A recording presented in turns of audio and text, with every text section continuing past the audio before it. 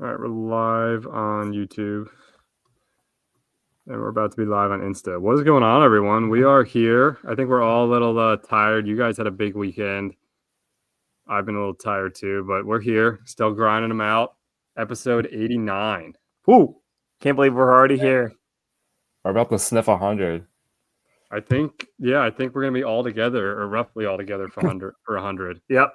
Yeah, we'll make it work. We'll figure it out. Yeah, but we're gonna talk some basketball, some football, kind of just free roll this episode. But I wanted to get into something really quick first. It's off season for baseball, so there's not much to talk about. But I didn't know if you guys were aware of the MLB debut patches that they've been doing since 2023. They started it. Do you guys know about that? Are you aware of it? Yeah, I've seen them more recently. Yeah, It's popping up in every sport. Yeah, they're only doing baseball right now, but they're probably going to start doing other sports too. But it's bringing like card stuff into it a little bit. And basically anytime the first game a player plays in the majors, on their jersey is an MLB debut patch that's put on their jersey. And after the game, the patch is taken off their jersey and put into a one card, basically. And then the player autographs, and that's like supposed to be the player's like premier card because it's actually the patch that they wore on their first game jersey. Dang. So it's kind of like a cool thing that I shit on Fanatics a lot, but it's the one thing that they've done that's kind of neat. So I didn't know if you guys had heard about it at all, but if you like look closely when there's a rookie or his first game, that so it's anytime it's their debut. Yes. What about for like current players? Do they? No. Any just started from 2023. So okay, so like Bryce Harper won't have one of these. No.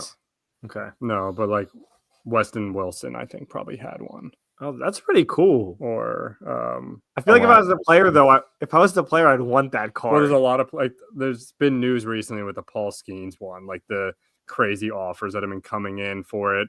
It realistically maybe like a $500,000 card, but like the Pirates offered like 30-year season tickets behind home plate, plus like other things and like other benefits and things like that to get the card. Yeah. Oh my gosh. So but it's created some hype. It's kind of a cool idea. And like, I think the idea is to bring people who aren't necessarily into sports cards into it a little more. And some of the players that aren't like super popular, it might be a cool idea, but for like a Paul Skeens, you're talking like $500K, like life-changing money. So like, if I'm gonna sell that card, I'm probably not selling it to the Pirates for 30 years of season tickets. Well, that's cool. I might. Yeah, but if someone's gonna give you just $500K for it, like I'm gonna take $500K for it. You know what I mean? True. Yeah. True. Take $5K and watch a real baseball team win. I mean, the amount of players, I don't know offhand, the amount of players that make their season debut in baseball every year has to be ridiculous. Yeah, no, there was I think there was a couple hundred of them. And so some of the players are just, they could be journeymen who are 30-year-olds who made like two or three. Wilson. Yeah, Wilson.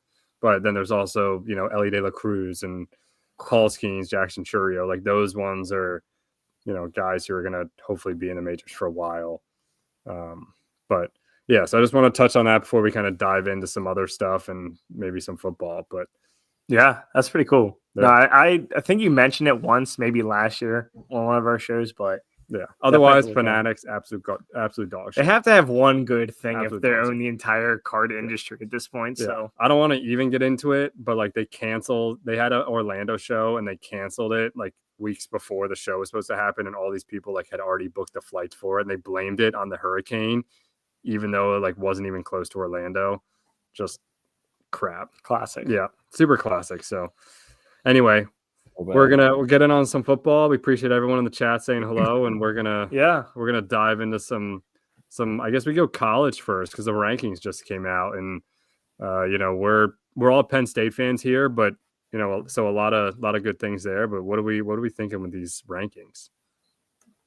Yeah, from top to bottom, I think we can all agree. I think the one that just always keeps standing out to us is the Boise State one. And that's just because of the at-large bid and Notre Dame not being tied to a conference. So the highest they can get is 5. So it's a tough position to be in. But as we've known throughout this college football season, the last few weeks, nothing holds the same. I just looked at the line for the Penn State Oregon Big Ten matchup game. It's a 3.5-point line. I don't know whether to be shaking in my boots or actually considering the fact that Penn State might have an outside backdoor chance at this Big Ten championship game, and that could also have big implications for all these big conferences having their conference championship weekends. Yeah, it's insane. And the Michigan upset over Ohio State was crazy enough. And I mean, Penn State's not going to be at fault, right, Chase? If they go in and look awful against Oregon, that's not going to affect their chances at the playoffs, right? I don't think so. I don't think anyone should be penalized for making the Big Ten champion or any championship game. I think if you made it, you made it. If you lost, it should be held separately from what you accomplished, especially because you're playing one of the better teams in that you've had to play. So it's just interesting that Penn State didn't have to play Oregon all year, and this is how it's shaking out for the I first time. know. I knew that this was like an outside chance if somehow Ohio State mess it up. Of course, they go out, choke a fat one out to Michigan, and put us in the game. Yeah. I think we as Penn State fans, I think we played all other former Pac-12 teams. We played Washington, UCLA, and USC. So Yeah. And real quick, not to get in there. Get in there. But anyone who's in the comment right now, drop a comment if you're watching. Just comment. What should we have them comment? Do your thing, man. Just have them comment giveaway, and you can win these 3 cards right now. Giveaway 2 Giannis's and an Ellie De La Cruz rookie. Just type in giveaway right now, and we'll pick a winner after the show and just message us. We'll message you guys. So yeah. Anyway, keep talking. Yeah, I mean, do we want to follow on Instagram and then DM us through there, or we'll find them? Yeah, follow us on Instagram. You guys can subscribe to us on YouTube too. But okay. Then you'll find them and hit them up. Yeah. All right. Sounds good. Sounds easy enough. AFR Show Pod for anyone looking at our socials. AFR Show Pod. So, but yeah, Ben, you interrupted that great talk. Chase was starting to dive into the Big Ten championship. No, keep going. Yeah, and that's not the only one we should really focus on. I mean, there's a lot of other teams that are still up in the air. Obviously, the Big 12, I think, could shake things up. The SEC definitely could. They have teams with a lot of losses, but teams that also qualified and should have a shot at the playoff too. So it's definitely going to be interesting. As we've seen, the playoff rankings have been a little all over the place, a little kind of giving us insight, I guess you could say, but it's definitely hard to put a finger on what they're really going to focus on and if they really value the conference championships winners. Yeah.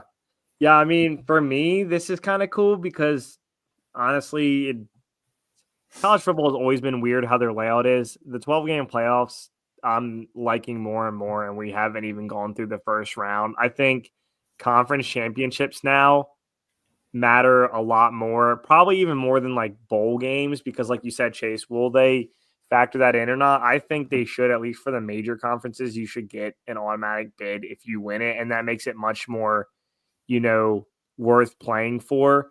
I mean, in the past, how many times were you afraid of losing the conference championship and not being in the top 4 or either the top 2 before they even started the playoffs, right?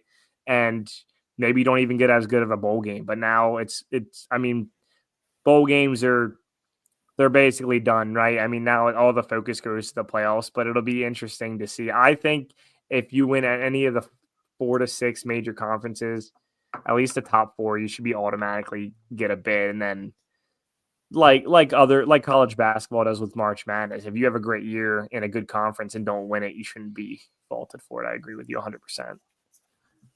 Yeah, and hopefully they can just work out those kinks and start to add in different qualifiers and different ways to rank teams instead of just giving them all the eye test, which is what it feels like it's been this year.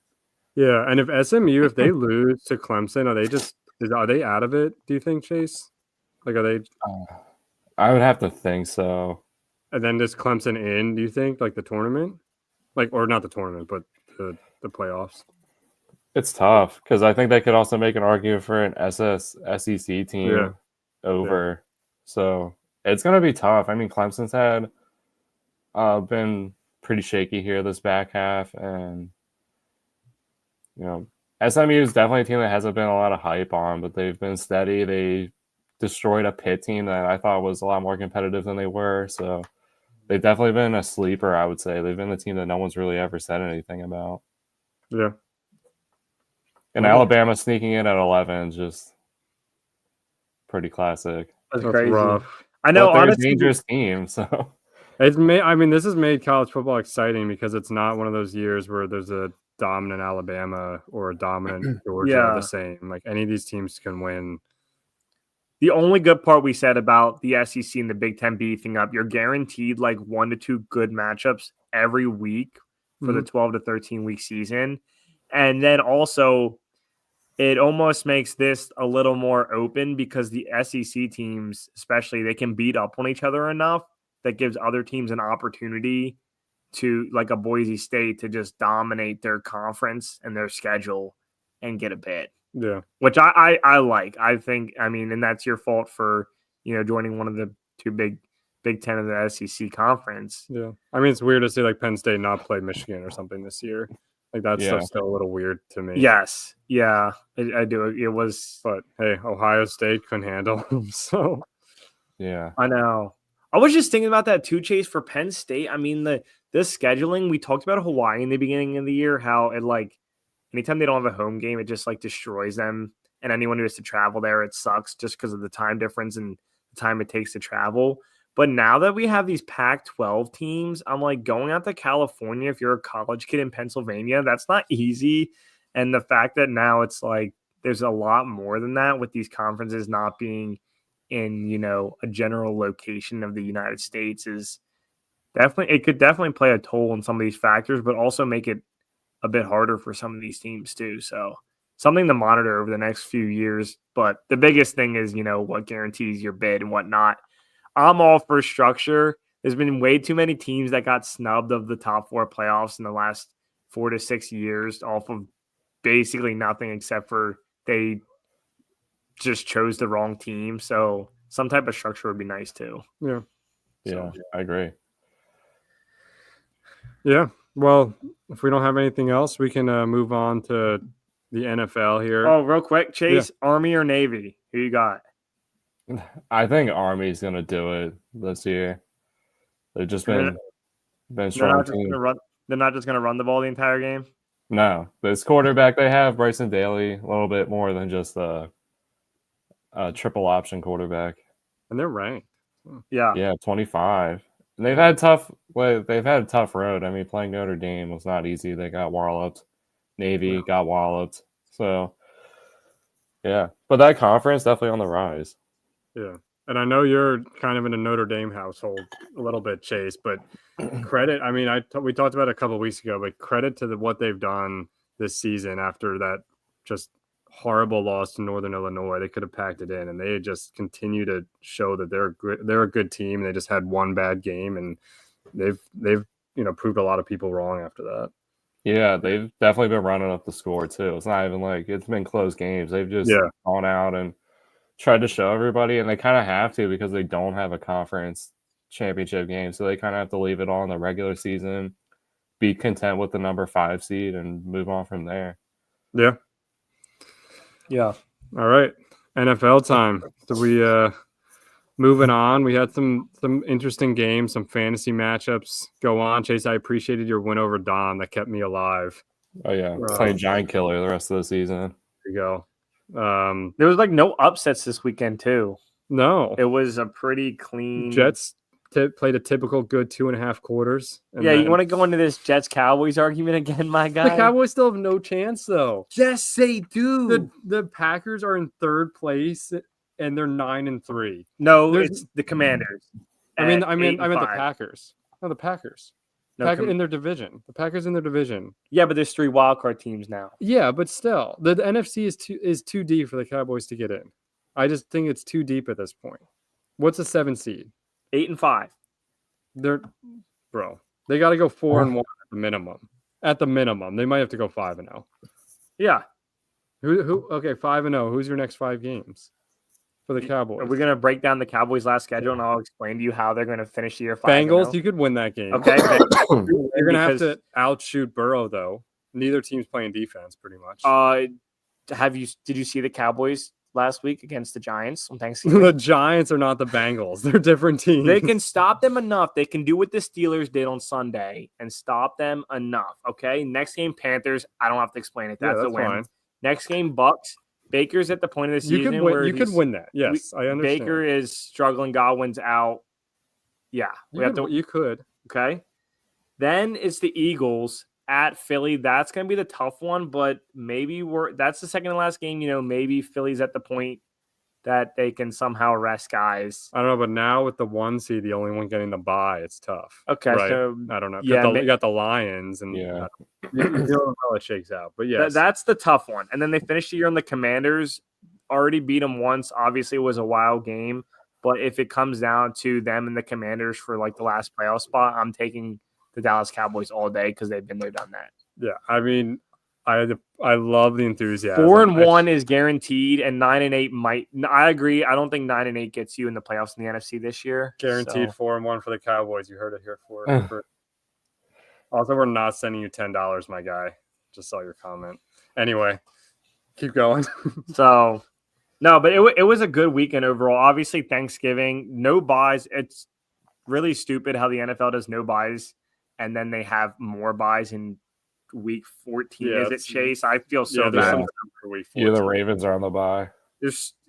I was just thinking about that all of last year, how Mark Andrews basically got burned because they had such a late bye, and luckily this year that didn't happen to them. Yeah.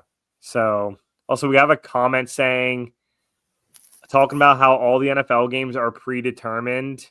So he appreciates the confidence. Hey, you know what, Brendan? Whether they're predetermined or not, 4-1, 5-0. I'll take it. I don't. However, it happens. It happens. That's just what I'm looking for. Well, if they're predetermined, someone hates the Jets. So at least since 2009. So that is rough. But I don't need to talk about them. They're just Rodgers should. I just want to see a new quarterback at this point. It's just played. It played the course. The course is played. It's done. They got nowhere else to go. But Ravens, Chase. I mean, I don't hate it. Yeah, it's not a. It's an NFC loss, Chase. You're not mad about it, right? Yeah, finally. If we're gonna lose a game, it should be the NFC. Have no implications on us on the playoffs. Plus, I always have to keep reminding myself the best team never wins. So I'm happy with the Ravens being where they're at. They're at good striking distance. Yeah. They can figure out the woes and hopefully just turn it on. But yeah, it was tough. They definitely just missed a lot of opportunities. They had the Eagles, I think, in a good position, and then just to give up 14 straight points was kind of the killer in this game. It never felt like the Ravens were able to recover. I don't know what they're doing with Deontay Johnson. They must have listened to this podcast because they said I hated him. I didn't mean not play him at all. So I'm not sure what's up with that. Zero snaps, right? Yeah, 0 snaps. Dressed, didn't play. The John Harbaugh special. Has to give your hopes up just to rip it out. So maybe this week he'll play 15 snaps, especially because Bateman's out. But that move just continues to really feel like they took Deontay Johnson away from all the other contenders so they wouldn't have to deal with him. Even though he's a guy I worry about the least every time he's on offense. I feel like if he's going to kill you, it's going to be one time and one time only. And then he's going to have a bitch fit about something, about not catching a ball, something like that. So it's not the end of the world, but they are going to have to use him a little bit, especially if their wide receiver depth crumbles any further than it already is. So we'll see. Yeah. And it was a weird, AFC had the Steelers, Bengals, typically like a 10-7 game. And then it was just a absolute just touchdown fest. That was a fun game to watch, though. I watched some of it. Which game? Steelers, Bengals.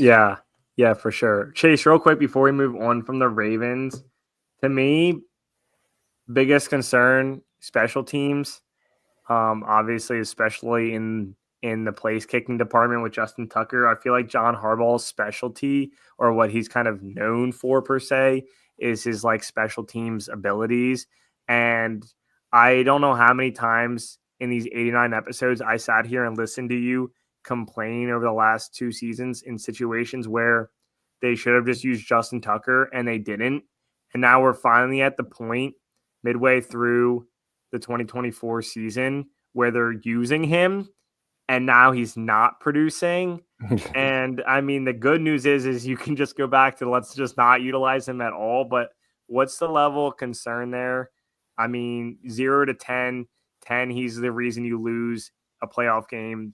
0, you can still win the Super Bowl even with him at, 80% accuracy. Yeah, I'm saying it's like 6.5 right now. Like, I'm a little concerned, but I've always heard that if you're gonna make any changes, it does happen during the bye week, which the Ravens are finally on. So I feel like if there's anything he was gonna change, it's gonna happen this week, and we'll see how it shakes out. I don't think they're gonna try to. I don't think he's injured. I don't think that's it. I don't think they're gonna try to put him on the IR for a few weeks and have him work it out that way and sign another kicker. There's just not enough options, especially this late in the season. There's already been a lot of teams that have had to go to backups and third backups and swap people. So I think that they'll let him ride it out. He's definitely deserved the opportunity to. I mean, he's been legitimately one of the greatest kickers ever. He's had a wobbly season, but yeah, I don't have any. I'm not really losing faith in him. Like, if he comes out 2 weeks from now and hits 4 straight, then everyone's gonna say he's back, and he very well could be. But I don't know. It seems like something that the whole unit has to work on. It seems like it's something that he has to get working on. Like, he keeps missing it consistently to one side, it seems like, too. Yeah. So it's definitely something probably mechanical. Maybe they can find something on video and work it out. But like I said, I always feel like if this was happening week 17 still, I'd be kind of freaking out. But we're at the bye week. I feel like the pressure's off. You lost to the Eagles. So there's a lot of everyone's got to look in the mirror and realize what they could do and do it better. Yeah. And I feel like you got to stick with him because, you're going to need him, in the playoffs for those when those games get real tight. And yeah, I mean, he, you don't know. He could be, there's so many. We talk about quarterbacks all the time, and you got Eli Manning and Flacco who have like seasons sometimes that are like okay, but then they get in the playoffs and just, have that other level. And maybe Tucker's going to find it going right into that stretch run. So. It's kind of, I don't know if you guys remember when Aaron Rodgers last year was on Green Bay, but it's kind of reminded me of that Mason Crosby. He had some. Mason Crosby. He was brutal. He was just had that horrible stretch, and then he was like, I felt like he found it again and became like automatic. And obviously, it was towards the end of his career. I'm not saying Tucker's there, but how old is Tucker? Is he? I mean, Tucker's been around since their Super Bowl. He was a rookie their Super Bowl year, so okay, he's been over 10 years. It's that guy on that, so. Yeah, I think this is the 11th year. So, I mean, the guy's just been doing it at such a ridiculous rate. It's hard to even consider he's been around for that long. Jeez. Yeah, it is crazy. Chase, you just be lucky that you're watching Ravens games out of market, because if I see one more Justin Tucker Royal Farms commercial, they just came out with a Christmas one. I just can't do it anymore, Ben. I don't know if you watch these or not, but I see them. I don't feel like I don't get as I salty as you, but if I saw those, my panic lever might be on 10. Yeah, and any Greencastle car dealership has him in their commercials as well. He's just on like every other local commercial. But and before we get off of the NFL, I also just want to comment. Julia, my wife, is still in the Eliminator Challenge. We're going into week 14, and she's still trucking. She's been the only one in the AFR challenge for like 6 or 7 weeks. Yeah. And I don't think I've ever gotten that far either. So she had the Colts last week, who scored with 12 seconds, and then instead of tying, went for 2 and got it. So I do not know who she picked this week, but she's just one of the men. She's still going. Dang, that's crazy. I don't know anyone that's ever made it this far. Yeah.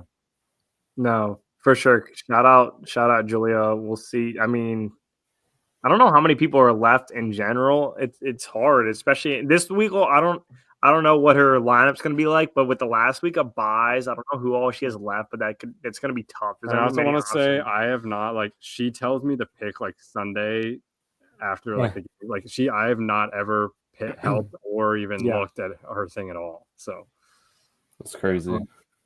No. Like I said, though, for this NFL weekend, there wasn't many upsets, not a lot going on. Brendan Ryan saying she has the gift. Brendan, we'll have to get you in next year. Maybe you'll have the gift yourself, because we are doing top 3 prizes for that. Unfortunately, it's already locked in top three. But check back for March Madness. We always do a big March Madness thing. I know it seems for far sure. away, but it's not that far. We're watching some games now. Villanova just had a big upset over 6-0, ranked 14 Cincinnati. So yeah, finally, big win there. So yeah, but no, real quick, NFL. I want to just quickly do a pit stop because everyone in the NFL, I've seen it and I've heard it everywhere. After that Thursday night game of Tua in Lambeau, once again, sucking in cold weather. And I'm just going to say, Chase and I talked AFR after hours. Let's make it clear right now, he is not the only guy that can't play in the cold weather. We need to bring up the fraud himself, Brock Purdy, because I'm so done with this guy. I don't have the stats in front of me. And guess what? I don't need the stats in front of me. He's not good. He's not good. We sat here and said it, I'm not even going to go after Jordan Love like we did last year because his season's been better. Brock Purdy has had a Debo down season and a CMC not playing season. And I get it. Brandon Ayuk's out, but there's certain quarterbacks that you can make it work with whoever's on the field, especially when you have the type of defense that the San Francisco 49ers have. And, oh, what a great play caller Kyle Shanahan can be. I'm not super high on him, but a lot of people are as an offensive coordinator, right? Head coach, everything. And the fact that Brock Purdy, once again, big game, Sunday Night Football, showed up like he wasn't even prepared to play in cold weather, let alone snow. And yes, it snowed a lot more than they were expecting. But we'll have to get the video up on our social media with me just bashing him right now. When he dropped back the pass and just lost the ball out of his hands, I'm freaking out. I'm like, oh, did Von Miller get it? Like, what happened? Some great defensive play. No, he just loses it like a freaking 4-year-old running with an egg in his hand. And got a comment dropped in. He's so bad there, can only be upside from here on out. No upside. This is the beginning of the end for Brock Purdy. They're going to realize this was their third string quarterback that they came across of when Trey Lance got hurt. Yeah, he looks like Mr. Irrelevant. Yeah, I mean, he's playing like Mr. Irrelevant. He's a system quarterback, and he's not even playing the system right now. They're in last place in their division that has teams like the Seahawks and Geno Smith, Kyler Murray, who was supposedly dead, and the Cardinals, and with Jonathan Gannon running that crew. And they're behind the Rams, too, who are like 4 years removed from a Super Bowl and no Aaron Donald anymore. And they're in last place. Losing record. Same record as the Dallas Cowboys that Ben bashed on earlier. And the QB is Brock Purdy, and he's a fraud. I'll bash on both of them. Oh, you need to bash on Brock Purdy more because I agree. You guys at least have your starting quarterback out. That I kind of lost my train of thought halfway through that, but I just have to keep blasting him. Check out the reel later this week on that one. Yeah. So all right, but we'll see. There's a few weeks left. I mean, unless you're Ben, you're excited for Sunday still to see. I'm excited just for my fantasy team. Otherwise, Jets are, I don't know, Garrett Wilson maybe can get another 1,000-yard season. I don't even know where he's at. But other than that, there's not much to look forward to on a Jets standpoint. Yeah. Yeah, I guess one last point before we move on from the NFL, right? The Jets, obviously, Ben saying about how it's predetermined that someone hates the Jets. I just got to bring back the most disappointing franchise in the NFL still. I'm going to go with the Cleveland Browns because I watched pretty much the whole game last night. And I was high on Jameis Winston having a big game. I was high on the Browns being competitive. Both of those hit. But while I'm watching the game, I'm just thinking no matter what happens here and the rest of the season, they still aren't going to make the playoffs. They still have Deshaun Watson signed, and it's not like Jameis Winston's like the automatic answer. I'm a pretty big Jameis Winston fan. I'm not saying he's franchise QB, but he could have like a Geno Smith, Baker Mayfield, Sam Darnold type of year on a team, right? But Chase, I'm just like, what the heck? I'm like thinking, if I'm a Browns fan right now, like, what are you even watching and looking for? Like, I'm not even looking forward to the next year. Oh, Deshaun Watson's back. Like, do we play him? It just, what a disappointing franchise for decades upon decades. And Just such bad ownership. I don't even, management. I like feel more than bad for the fans. Oh, I don't. I think it's what the fans Browns deserve. I love seeing it. I think the Browns suck. They're a toilet bowl. Nothing ever good happens to them. And that's why they're the Stains for a reason. Always just leaving skid marks with no traction. Yeah. Brandon, I appreciate it. Gary V probably is part of the reason. Just jumps from one thing to the other and just leaves everyone in the dust after he makes his money. I don't know exactly what he has to do with the Jets and what you're talking about, but I'm a fan of bashing on Gary V too. So I'd take it. Yeah. It's just crazy. I was just watching that Browns game last night. I'm just like, I mean, it's pretty amazing how bad you can be though when you're trying. It was such a Jameis game too, like throwing for fucking 500 yards, 50 yards, and then also Judy catching more sixes. balls and yards than he's ever caught in his whole career in one game. Yeah, 2 pick sixes, and then they have such, and that's a Jets problem too. The ownership is terrible. And as long as Woody Johnson's the owner for the Jets, and that was the Mets problem for such a long time also, and that's why it's at least a little bit of a relief that they have new ownership. And it starts from the top down with some of these teams, unfortunately.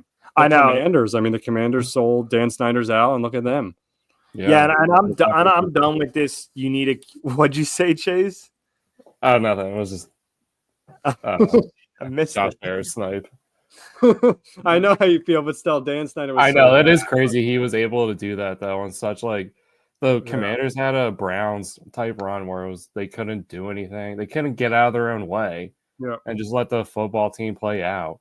And they acquired people, couldn't keep them, didn't keep them, didn't want to keep them, didn't want to pay people, and they ended up in this position. It's crazy that they've had such a miraculous turnaround. Like that, if anything, if Browns fans are going to have hope or anything to live for, is that the fact that the Haslams would sell it, just continue to manage their stupid truck stops, raking everybody over on gas, and not putting it back to the football team. As an owner, like, you have to at some point like realize, all right, maybe I'm not good at this. So many people hate me. I just should give it up. If I'm owning an NFL team, I already have so much money as it is. Just get out of it. It also just shows there's no competitive nature in some of them too. That's true. I mean, the White Sox. The Mets owner came in, and you're like, you said it right away. Like the Orioles owner too. Then I'm gonna go on baseball now, but there's some guys. Yeah. I mean, Josh Harris with the Commanders. He wants to win now. Well, that's what I loved about Cohen for the Mets is he grew up a Mets fan. He's like, I'm gonna spend money. I'm gonna do what we need to do to.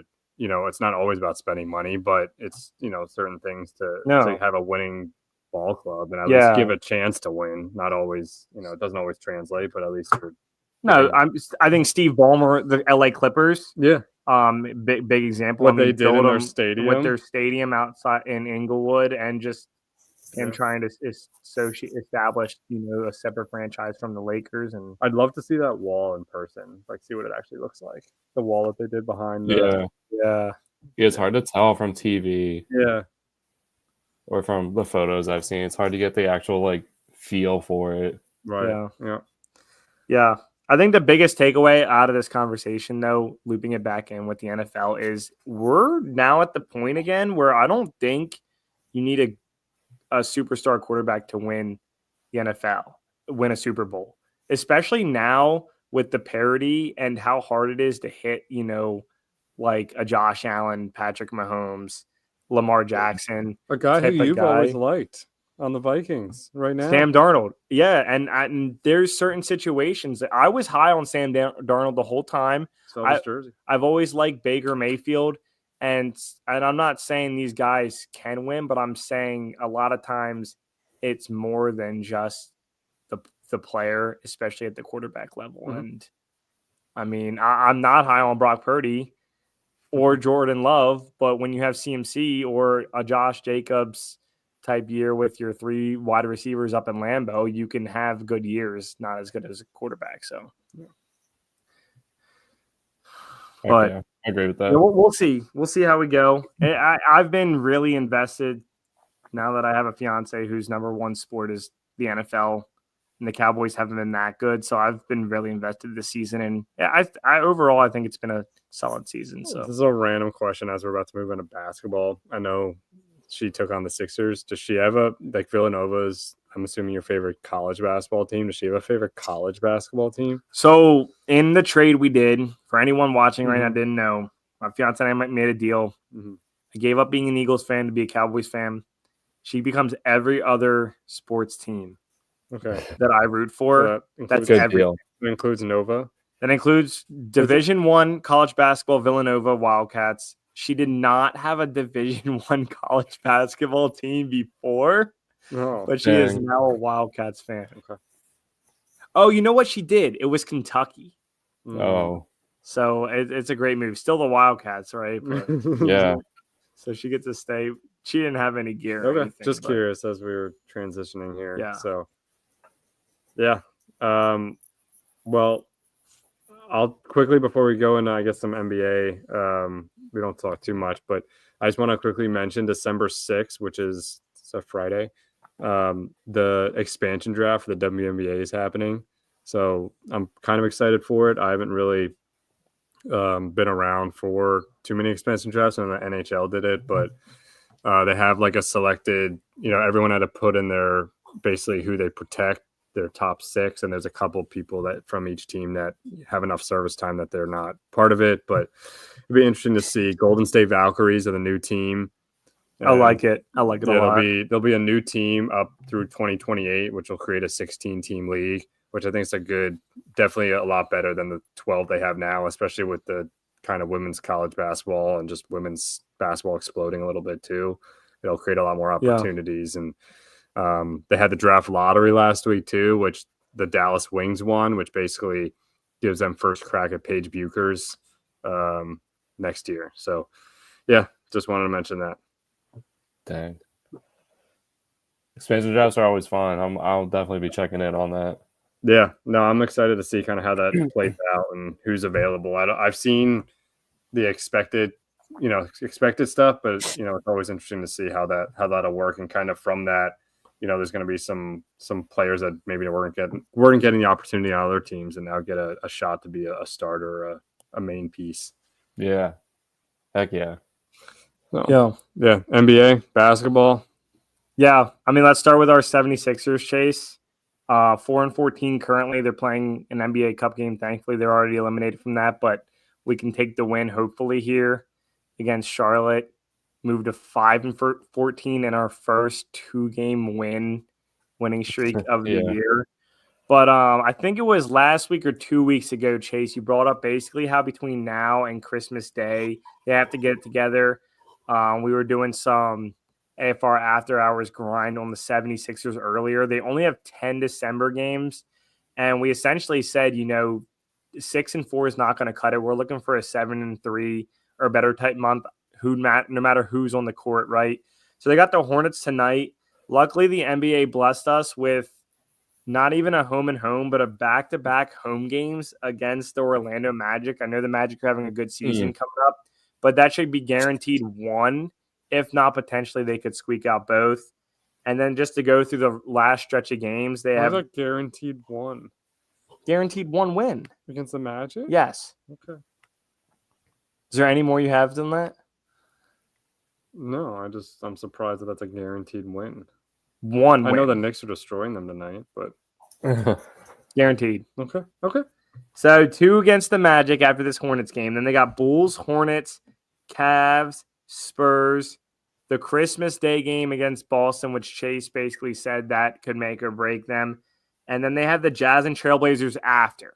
So I know that we originally were talking about through Christmas, but I think we should include December because the Jazz and Trailblazers could both be winnable games to finish out the month as well. I think 7-3 isn't a lot to ask for, especially of how they started the year. I know Ben's worried about the Orlando Magic.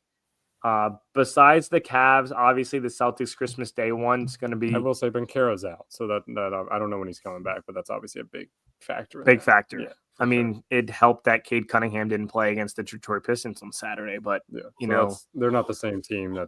I definitely get that part. But yeah, I mean, I think Chase.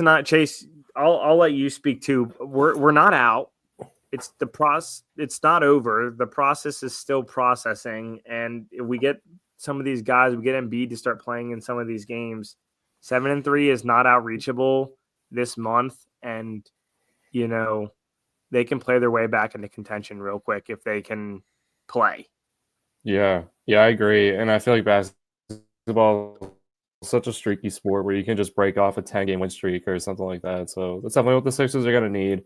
They're going to need it through December, and then January picks up again with a heavy workload. So if they can get themselves back on their feet, start to make some ground between now and obviously the end of December is a benchmark, but between January too, and then that'll lead into the trade deadline and see what they can do. But yeah, this is an important stretch for the Sixers right here to save the season. Yeah, and there's some for people, I've shit on Embiid and kind of how that's all gone, but it's so early, and the fact that 10 teams have a chance now from each conference, like you do not have to give up. And even if you got a 7 or 8 seed, I mean, you potentially play like, for instance, the Cavs or Magic as a 1 or 2, depending on how the Celtics go. Like those are winnable. I know they're playing well, but like you said, those are winnable matchups. So yeah, the Bucks aren't, as long as Doc Rivers is there, the Bucks are just gonna, falter at some point. It's too early. Except every team basically still has a chance, except probably the Wizards. Wizards probably are just. I agree. I mean, the fact that 20 out of 30 teams after an 82-game season still have a chance to make the playoffs is dumb. Yeah. But NBA just wants me. But we got a question here. Chase, I'll let you start with this. Brendan Ryan dropped in. Brendan, we appreciate you listening to our whole show here. We're getting ready to wrap up here in a few minutes. We appreciate you hanging through. Do you think LaMelo Ball is in a decline? Isn't he having like a career year so far? LaMelo? I have no idea. To be off the top of my head, I don't know anything about LaMelo Ball's stats so far this year. All right, Ben, we'll let you take this one. I think so. LaMelo, he's averaging 31 a game. So I don't think he's in a decline right now. I think he's in a top like 3 in the league, and as far as just overall points per game. I will confirm that here real quick. He's number 2 in the league, 31.1 points a game. So he's finally breaking out, actually. He's playing. I will give him that. He's playing. He's breaking out. The team's still not winning, but I mean, he's averaging 31 a game. There's only so much, if him and Brandon Miller can come together and maybe they'll get a third piece, they could be a good team, but it's weird. The Hornets are just a team that there probably needs to be a culture change to some extent. I don't know. I'm speaking on that blindly, but it just doesn't feel like he's the generational franchise changing player like a Wembanyama is or someone like that. He's probably like a Maxey Maxey's like, he's not the number 1, but Maxey's could be a great 2. Like that's probably what LaMelo is, in my opinion. So he's not on a decline, to answer Brendan's question. I don't think at 31 points a game, second in the league, he's on a decline though. Okay. Follow-up question: who's going to have a more successful career, LaMelo Ball or Lonzo Ball? We're going down the ball. I'm going to go LaMelo only because I think Lonzo hasn't had a bad career so far. I don't even know if Lonzo plays as much as LaMelo for the rest of his career. I don't think so.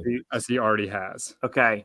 Last question. Who has the better career than LaMelo Ball or the other brother, LiAngelo Ball? Who's, I think, in the G League still. I was going to ask, what is LiAngelo doing these days? This is how you know we're getting to the end of our podcast. I have no idea. He's I think he just drives LaMelo to work every day. That's probably not a bad gig. It's probably not a bad gig. I don't know what he's doing. He's playing for Astros de Jalisco of the league in Mexico. Okay. He recorded his first game so far. He recorded no stats in 6 minutes, and after 2 games, he had a ligament injury in his left ankle, and now he's back in the U.S. So it's going well. So No. it's going. So LaMelo. LaMelo. Yeah. Okay. No. But hey, Brendan, we really appreciate you listening this whole time. I think we're going to wrap it up. But we've had a good podcast. We appreciate everyone who's hopped on, even if it's for a second or two, just to pop in. Yeah, we have our new layout. So our socials are on here at AFR Showpod, all lowercase, all one letter. Instagram, Twitter, YouTube. Yeah, you might be listening for the fun of the hobby, but For the fun of the hobby. however you're listening, Yeah. you know. We're on Spotify. Give us a like, give us a follow, hit us up. We appreciate all the love, Brendan. DM us on Instagram, YouTube, wherever. If you ever want us to talk about something specific, talk about a topic, no matter what sport it is, we'll cover it. But yeah, I think this was overall a great show, boys. Ben, Ryan, Chase, episode 89. We're officially out. We'll see y'all next week. Peace. So yeah. Peace.